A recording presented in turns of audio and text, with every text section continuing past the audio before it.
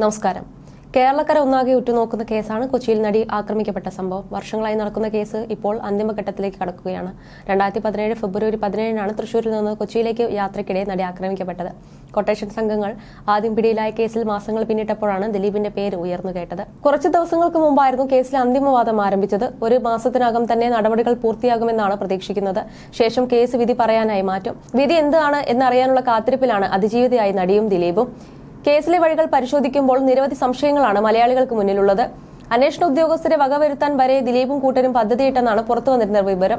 വധഗൂഢാലോചന കേസിന്റെ അന്വേഷണത്തിൽ വഴിത്തിരിവിന് സാധ്യതയുള്ള വാട്സ്ആപ്പ് ചാറ്റുകളും ശബ്ദ സംഭാഷണങ്ങളും ഫോണുകളിൽ നിന്ന് ലഭിച്ചെന്നാണ് വിവരങ്ങൾ.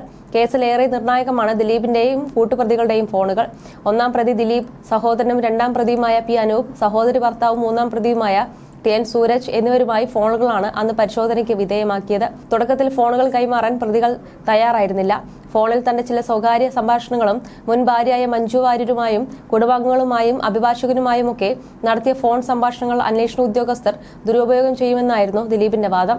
എന്നാൽ 3 പ്രതികളുടെയും ഫോണുകളിലെ വിവരങ്ങൾ പരിശോധിക്കാതെ അന്വേഷണം പൂർത്തിയാക്കാൻ സാധിക്കില്ലെന്ന് പ്രോസിക്യൂഷൻ കോടതിയിൽ അറിയിക്കുകയായിരുന്നു.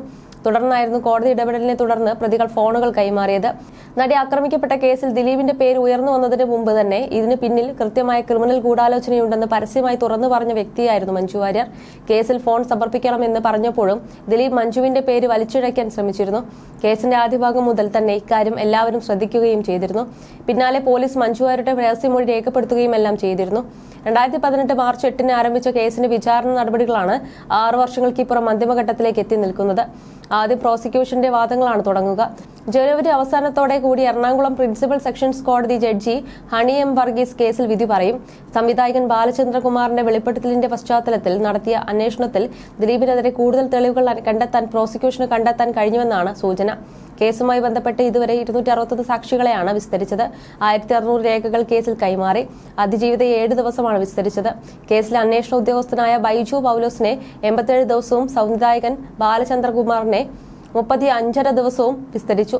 സൈബർ ഫോറൻസിക് വിദഗ്ധനായ ഡോക്ടർ സുനിൽ SP-യെ 21 ദിവസം, സൈബർ ഫോറൻസിക് വിദഗ്ധ ദീപ AS-നെ 13 ദിവസം എന്നിങ്ങനെയാണ് വിസ്തരിച്ചത്. 2017 ഫെബ്രുവരി 2 രാജ്യം തന്നെ ശ്രദ്ധിച്ച് നടി ആക്രമിക്കപ്പെട്ട സംഭവം നടന്നത്. നടിയുടെ വാഹനത്തിൽ നിന്ന് ഇവരെ ഭീഷണിപ്പെടുത്തി പുറത്തിറക്കിയ ശേഷം മറ്റൊരു വാഹനത്തിൽ വെച്ച് പീഡനത്തിനിരയാക്കുകയും ഇതര ദൃശ്യങ്ങൾ ചിത്രീകരിച്ചുവെന്നുമാണ് കേസ്. പൾസർ സുനിയാണ് കേസിലെ 1-ാം പ്രതി. 2ാം ഘട്ടത്തിലാണ് ദിലീപിനെ ഗൂഢാലോചന കുറ്റം ചുമത്തി പോലീസ് അറസ്റ്റ് ചെയ്തത്. ഏകദേശം 80-ലേറെ ദിവസം ദിലീപിന് ആലുവ സബ് ജയിലിൽ റിമാൻഡ് തടവുകാരനായി കഴിയേണ്ടി വന്നിരുന്നു.